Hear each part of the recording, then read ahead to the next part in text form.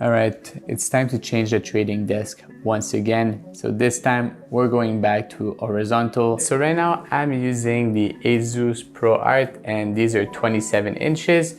And by the way, I'll link all the tools in the description. It's gonna be way easier to follow along. So if you're wondering what is something, it's gonna be down there. So these monitors are 2K resolution, and the resolution, I think it's probably the best one for day trading, just because the font is not too small or it's not too big, so it gives you enough space to put everything on one screen or multiple, of course. So when I actually look at this screen, something that's really annoying is that if you put both charts equal, they are like very small. I don't know if it's able to see, but it's like the distance of like one hand, and it makes it quite annoying. And something else, when you're trying to record your screen for OBS, everything comes out vertical, so you have to go into software and try to edit it from there, which takes too much time, and it made me realize that I just don't do it when it's about doing that. The last thing was, if you're doing a Zoom meeting with someone or you're reviewing trade and both of you guys are remote, it makes it almost impossible to share your screen on Zoom or Teams or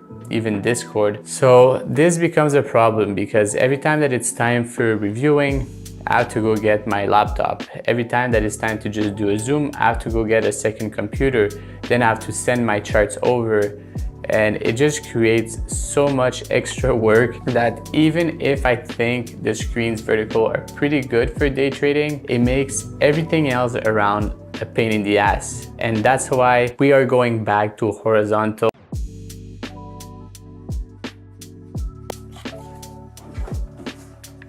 So that wasn't bad. I took out all the screen, and also I forgot to say, but if your graphic card doesn't have enough space for 4 monitors, there's some adapter that you can get that works really well. And I tried it at my other desk computer when I had the office, which was working really perfectly. So I'll link it down in the description. That's gonna be helpful for you guys.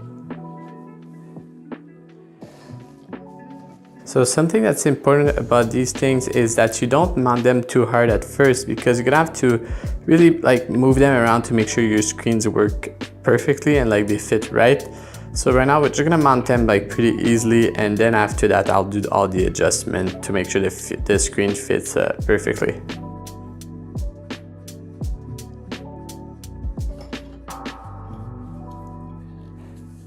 So at this point, maybe measuring would have been a good thing, but we're gonna keep going like this, and hopefully it works all out at the end and everything is centered, you know? That's the hope.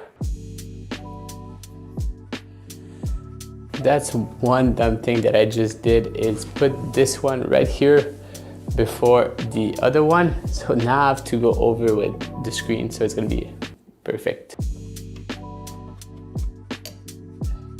All right, so now it's just a question of putting them properly, because they're all like, you know, if you guys go on this side, you guys are gonna see what I mean. It's just all the angles are all messed up. This one is actually on top of the bottom one. So we'll have to just fix that, and hopefully everything's gonna be fine.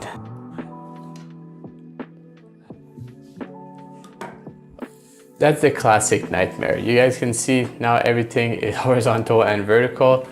So we're gonna just fix that first, and after that it should be fine.